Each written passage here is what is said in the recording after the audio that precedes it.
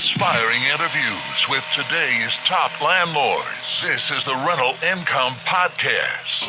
And now, Dan Lane. My guest on the podcast today is living proof that investing in rental properties does not need to be complicated or risky.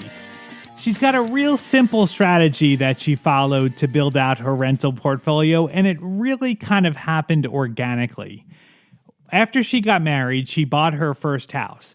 And as she outgrew that house, instead of selling it, she turned it into a rental property and bought a new house. As she outgrew the second property, she did the same thing. Instead of selling it, she rented it out and bought a new house. Along the way, she's also picked up a small commercial property, and she's done this all just kind of on the side. It's just something that she loves to do. So on the show today, we're going to talk about some of the mistakes she's made along the way. We'll go over her numbers and figure out exactly how she did what she did. So let's take a really quick break. We'll thank our sponsors. We'll come right back and we'll meet Corey Milner from Birmingham. The first step in buying a rental property is to get pre-qualified. And I would suggest you work with a lender that specializes in working with investors, because the last thing you want to have happen is to get to closing and find out the money's not there and you can't close. The lender that I recommend is Chaley Ridge from Ridge Lending Group. She's a nationwide lender, and she'll pre-qualify you for free if you mention Rental Income Podcast. Find out more today. Contact Chaley at ridgelendinggroup.com. That's RIDGE lendinggroup.com. NMLS 42056. Having to evict a tenant is painful. The best way to protect yourself from evictions is to screen tenants, and the best way that I know of to screen tenants is TransUnion SmartMove. It's a really valuable online screening tool delivering credit, eviction, and background reports in minutes, and their proprietary tenant credit check predicts evictions 15% better than generic credit scores. See why over 4 million landlords have used SmartMove to make better leasing decisions. Use code RENTAL25 at checkout to save 25% at tenantscreening.com. That's code RENTAL25 at tenantscreening.com. Before we get into your story, I feel like it might be helpful to give everybody some perspective on your numbers. So can we go over what your gross rent amount is, what your expenses are monthly, and then how much you're profiting off your rentals? Our gross rent is roughly about $4,000. We profit about $2,700. Okay. We don't have a lot of repairs or maintenance issues on a monthly basis, but I would just round it to roughly about $100, or give or take a little bit every month. Okay, so the maintenance issues aren't a big thing. It's just something. They aren't a big thing, not whatsoever. Every now and then we may have an AC issue. We've got a warranty plan, a home warranty plan that we use for our residential properties, and it works out awesome because we pay like this deductible, and the monthly premium for that plan is roughly about $50. So we pay that monthly, and it covers from plumbing to AC and things of that nature. So tell me what an extra $2,700 a month has meant to your lifestyle. Like, you're not living off that money. So what are you doing with that $2,700?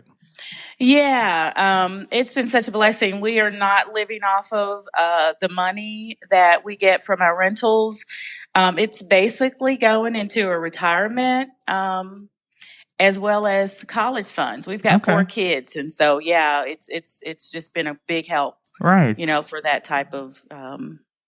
And what I think is really awesome is that you've done this with really just a couple of properties. I mean, you were telling me before we recorded, you don't even think of yourself as an investor, but you really kind of are, right? I mean, it's... Well, yeah, I guess since you say so. Yeah. But I don't advertise myself as an investor. Like, I've got these properties, and I just think of it as something that we got into like early on, 20 plus years ago. And we've just been slow and steady and just moving forward and, getting a little bit more home as we were able to do so, and we just decided to keep them and rent them out. So. And it really is slow and steady. How long has it been since you bought your first property? That was in 1994. Okay. So it's been over a pretty long period of time, and you've really just kind of bought a property here and there sporadically over the years, right? Yeah, and actually, our plan, we bought a property every time our family grew, and so our last property we purchased was back in 2007, and that's a six bedroom apartment. I'm sorry, gosh, Dan, it's a 6 bedroom home. Okay, and I've got 4 kids, and so we've just kind of been able to move up gradually, just slowly, and just stick to it. right. Okay, so you've got 2 single family houses, and then you have a commercial property. That's your entire portfolio today? I've got 2 commercial properties. 2 commercials. Okay. Right. So let's talk back. Let's go back for a minute to talk about how you first got started. So this was a house you lived in, and then your family grew. You decided that you were going to rent it out. What made you want to rent it out versus just selling it? Well, because we really, it was just kind of an abrupt decision. We never did think about, we need to sell this, because, like I said, we weren't needing to live off of the properties, or the money that we made from selling them. Mm-hmm. If we were to sell them, Right. we just, we were like, hey, another baby. Okay, it's time to move up. Mm-hmm. And we just planned and saved. And, in hindsight, we just decided, hey, let's look at, we've got, some properties, and we might want to just look at renting. And every time we moved up, we just decided, hey, let's go ahead and just rent this, because we really didn't need to sell. Right. Okay. So you had the down payment for the new house, and you said, well, let's just keep the old house. So how did it go when you rented out the property for the first time? How did that go for you? Not well, because we rented to people that we knew. They were friends, and like I said, I was not an investor. Right. I was not a businesswoman. Right. And we were just like, hey, we've got an empty house. Yeah, you can stay in it. So it was really like just this act of kindness. And I wasn't looking at it at all from a business perspective. Yeah, you knew the people personally, and you just figured, well, they're friends of ours. They must be good people. And absolutely. So so there was no screening. You didn't do any kind of background check on them? No. The screening was, hey, we know you. We've known you for a couple years. Right. Yeah. So tell me what you do today. I mean, so after you kind of learned the hard way that you've got to screen people, how do you screen people today? Well, today, when I list a property, I list everything that I want you to provide for me before we even have an initial conversation. So personal conversation. We may go back and forth via email. But if I'm going to actually show them the property and move forward, they've got to have certain things in place for me to even take my time and meet with them and move forward. Okay. So what are you asking for? Proof of income, I'm asking for. Okay. Bank statements, I'm asking for. History, if you've rented in the past, your history, and all of that. Roughly, I'm wanting about 6 months of all of that. Okay. Now you've had some other tenants that have gone bad, and obviously over the years you've learned how to screen and pull background reports and all that. But you've had some tenants that came to you with cash that wanted to move in right away, and that didn't generally work out very well? No, actually, I never just go on their word that they've got the cash for me. They want to skip some steps that I've got in place in order to do my screening. Mm-hmm. I just really have decided I'm not going to go there. We're not desperate for money. Like I said, we don't really use the profits to live on. And so that's just a flat out no for me. Yeah, I think that's really a good way to look at it, because getting a bad tenant out, I guess it's better to have your property vacant than it is to get a bad tenant in there and have to get them out. Absolutely. Yeah, that's And the way we feel. Yeah. and you've also had an eviction, right? You had a tenant that you had to evict. Yeah, we had one tenant. I would say this has been about 5 years ago, fairly recently. And yeah, that was our first eviction. That was my first ever experience with this. And it was pretty interesting. I learned a whole lot, but I also just kind of was able to register some things that I needed to maybe work on in terms of my screening. You know, there's always this trial and error. It's never perfect. Right. Oftentimes when you think you've got someone that'll work out and looks perfect, they kind of been able to provide for you the things that you were asking for. Right. And it just doesn't work out for some reason. So did you ever think about giving up? I mean, it seems like at first you didn't really kind of know how to screen and you were kind of figuring out the whole management piece. Were you ever thinking this just isn't worth it? Like, we're not making that much off this one house that this is worth it. Did that cross your mind, or were you like, I'm going to figure this out. We're going to do this? Yeah, I would say a little of both. I mean, there have been seasons when we thought, I don't know if we want to continue with this. But then for the most part, I would say more times than not, we just decided, hey, we're going to stick to it. It's going to be great to have this on down the road. Mm-hmm. And so we decided, hey, it's worth it. It's Right. worth the effort. It's worth the time. All right, now let's talk about your second property. So I think this one's kind of cool because you basically did a house hack, but on a business. So tell me what you did. You had a business and you needed commercial space for your business. So you bought a commercial spot with 2 units. Yeah. Tell me about that. Yeah, it was really cool. And it just kind of fell into place. So I had a learning center and I was in need of expanding. And so we wanted to stay in the same general area. And we just ran across a church that was selling a property. It's got 5 acres of land and it had 2 buildings on it. And of course, I only needed 1 building. And we just decided, hey, we can probably rent this other one. And so that's what we did. Did the rent from the other unit that you rented out, did that cover the whole mortgage for the thing, or? Not completely. Okay. My company ended up having to supplement Okay. some of that. Yeah. Okay. But that worked out great. So you ran that business out of that spot for several years, and Yeah, today for you 10 rent years, for yeah. 10 years, and then today you rent out both units. Today I rent out That's both great. units and the property is completely paid for. How does it work with commercial for you? Because like when I see commercial properties, and what scared me from investing in commercials, I see long periods of vacancy a lot of times with commercial properties, where with my residential properties, if I have a vacancy, I can usually find someone in a week or 2. Have you had long periods of vacancy? I have not. The longest period that it was vacant was when I moved out and was getting it ready for the next person that decided they wanted to rent it.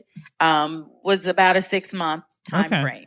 Well, that's not bad. So, and you mentioned that you've paid that property off. How did you do that? Just slow and steady. Okay. Dad. I mean, there's no secret. No magic to it.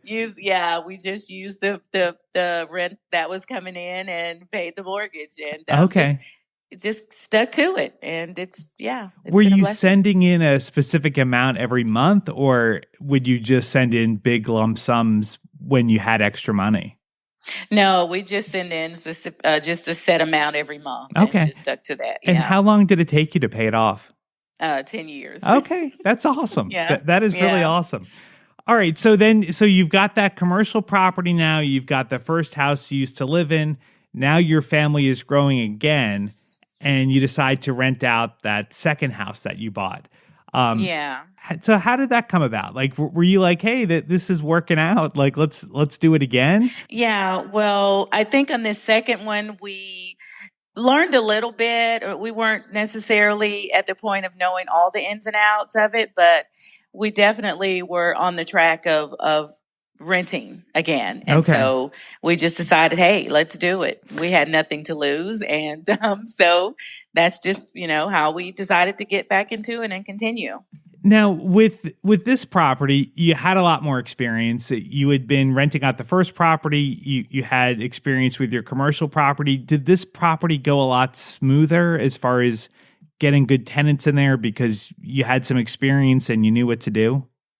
Absolutely. It went a lot smoother because I had some things in place. Like I said, I had a list of requirements and then I pretty much stuck to them. Yeah. Now, a lot of times I've seen people when they rent out a house that they used to live in, they get a lot of people get emotional about it, that, this was their home. And, if the tenants scuff up the walls, that they tend to freak out. Was that you? Like, did you freak out over little stuff like that? Or were you looking at it more like, well, this stuff is going to happen. We're going to just have to deal with it? Yeah, I looked at it as it was going to happen. Now, the first property, we were a little bit freaked out a couple times here and there, but by the second property, we were like, hey, this is a rental property. It's going to happen. We take care of our house a little bit different than someone that would come in and not necessarily have those same sentimental feelings about the home. Has anything bad happened with that property, or has everything been pretty smooth? The only bad thing that has happened was with the eviction. Okay, that was at this property. Yeah, okay. Yeah. We had an issue with just some things being destroyed. Not a whole lot of damage. It probably took us about 2 days to get it cleaned up.